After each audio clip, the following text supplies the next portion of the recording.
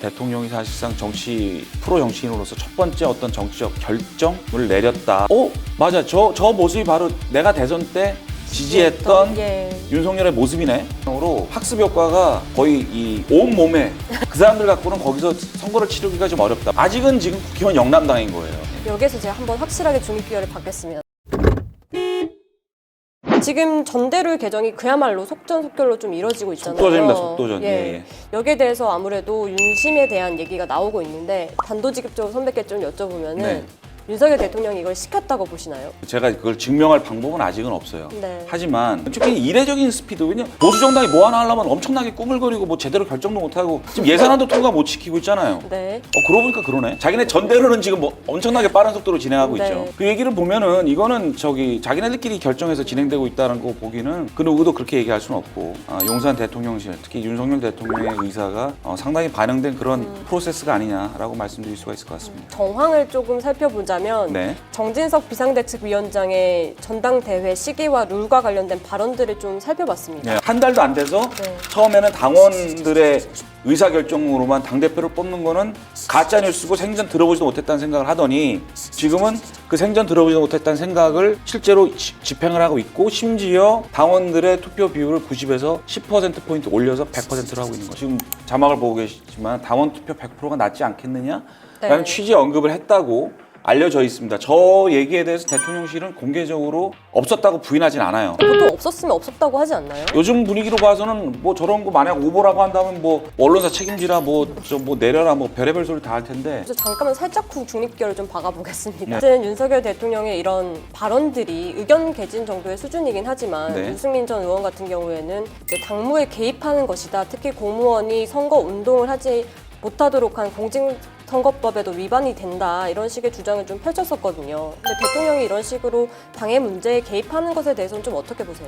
법률적으로 보면은 저 얘기를 대통령이 구체적으로 공개적으로 한 적은 없어요. 네. 그러니까 당무에 개입했다라고 문제가 공개적으로 되려면 대통령의 메시지라고 공개적으로 그게 나와야지 당무 개입이라고 사실 구체적으로 공격할 수 있는 계기가 되죠. 하지만 근데 지금은 이른바 비윤 진영에서 얘기하는 당무 개입 관련된 비판은 현재로서는 불러가다 말겠다. 비윤 진영에서는 당원 100% 투표 선거는 외연 확장이 필요한 총선에 불리하다, 이런 주장들을 좀 펼치고 있거든요. 특히 안철수 의원 같은 경우에는 골목대장을 뽑냐, 총선에서 도움이 안 될 것 같아 우려가 된다. 유승민 전 의원도 민심을 무시하고 총선 어떻게 치르냐, 이렇게 비판을 하고 있는데, 선배도 총선에서 외연 확장에는 좀 불리할 거라고 보시나요? 하기 총선에서 이기려면 의석상으로 열세인 서울과 경기도, 인천에서 많이 얻어야 되거든요. 네. 서울 수도권에서 많이 얻어야 되는데 그 사람들 갖고는 거기서 선거를 치르기가 좀 어렵다. 유승민, 안철수 두 사람은 대선 주자였고요. 네. 권성동, 김기현은 대선 주자 아니었잖아요. 네, 맞습니다. 심플하게 얘기하면 그런 겁니다. 그러니까 사람들은 몰라요 아직. 김기현, 권성동 얘기하면, 일반 사람들 얘기하면 누구? 본인들도 알아요. 네. 본인들도 알아.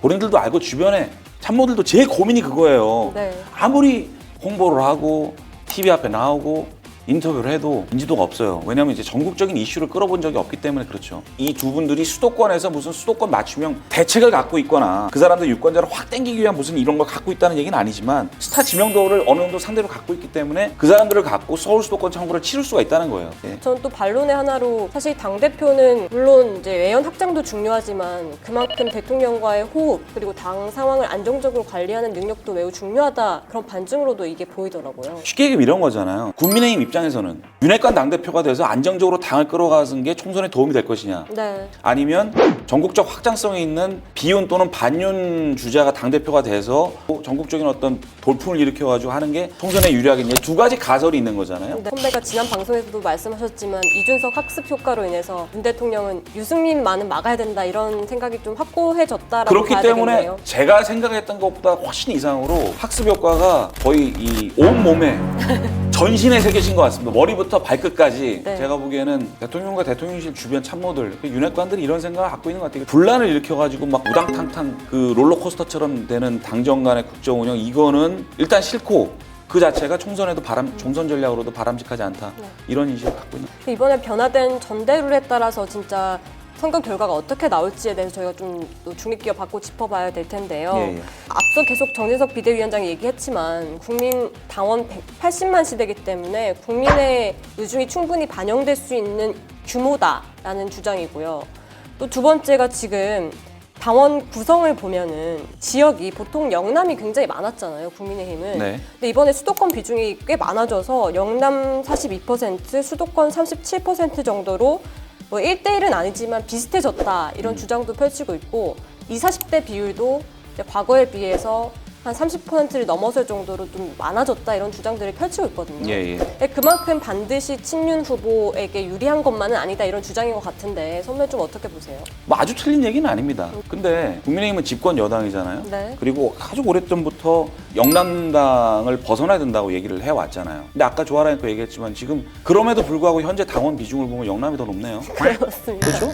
사실 인구 통계로 치면 한 50%가 수도권에 있어야 되는 건데 지금 그래서 영남이 훨씬 지금 높죠. 그럼 정확히 보면은 당원 100%로 전환해야 된다는 명분으로 주장한 지금 당원 구성의 변화를 봐도 네. 아직은 지금 국회의원 영남당인 거예요. 대표성을 다 띄긴 어려운 인구 거죠. 대표성을 전혀 반영을 아직은 못 하고 있는 거예요. 근데 조금 바뀌었다고 그거 이거 봐라 지금 이거 가지고 하는데 하면 정치야 설득의 과정이니까 이제 거기에 설득을 하면 뭐 그대로 가는 것이지만 결선 투표제 도입에 대해서도 지금 결국에는 누군가 2위로 친윤 후보가 올라갈 경우에는 단일화 효과를 누리기 위해서 이 결선 투표제를 도입했다. 이런 주장들이 나오고 있거든요. 그거는 사실인 것 같습니다. 계속 끼어 팔기라고 제가 주장하고 있는데 저는 뭐 정진석 비대위원장이 혹시 이 구독 우리 방송을 보시고 네. 개인적으로 오랫동안 알고 지낸 저 언론 출신 친한 정치인 훌륭한 정치인분이 이거 보고서 나중에 저한테 전화해서 아니 이 부국장 이거 끼어 팔기 아닌데 그럼 제가 공식적으로 반박을 드릴 제가 용의도 있습니다. 이건 끼어 반박 팔기 내용을 지금 말씀해 주시죠. 네, 이건 끼어 팔기 맞습니다. 제가 분명히 말씀드린 네. 건 끼어 팔기 맞고요. 네. 분명히 말씀드립니다. 근데 제가 반복적으로 말씀드리는 이유가 결선 투표제라는 요소가 사실 친윤 윤핵관 후보 주자들한테 더 강력한 사실 그 무기가 될 수는 있어요. 어쨌든 윤석열 대통령이 이렇게까지 자기 페이스를 가져가는 것은 지지율이 최근에 40%까지 올라선 그 자신감 때문이라고 봐야겠죠. 바로 그겁니다. 지금 이렇게까지 하는 이 결정을 한 걸 놓고 대통령이 사실상 프로 정치인으로서 첫 번째 어떤 정치적 결정을 내렸다라는 평가가 나올 정도인 걸 제가 말씀드리는데 그렇게 한 배경은 기본적으로 최근 올라오고 있는 지지율 일부 조사에서 40%를 넘어섰죠. 네. 그러니까 윤석열 현상이라고 한다면 우리가 기본적으로 그런 밀어붙이는 뚝심 이런 거에 대한 환호였잖아요. 문재인 정부에서 했던 조국 당시 법무장관과 붙었던 어떤 한판 붙는 뭐 이런 거 있잖아요. 네. 맞아. 저 모습이 바로 내가 대선 때 지지했던 예. 윤석열의 모습이네.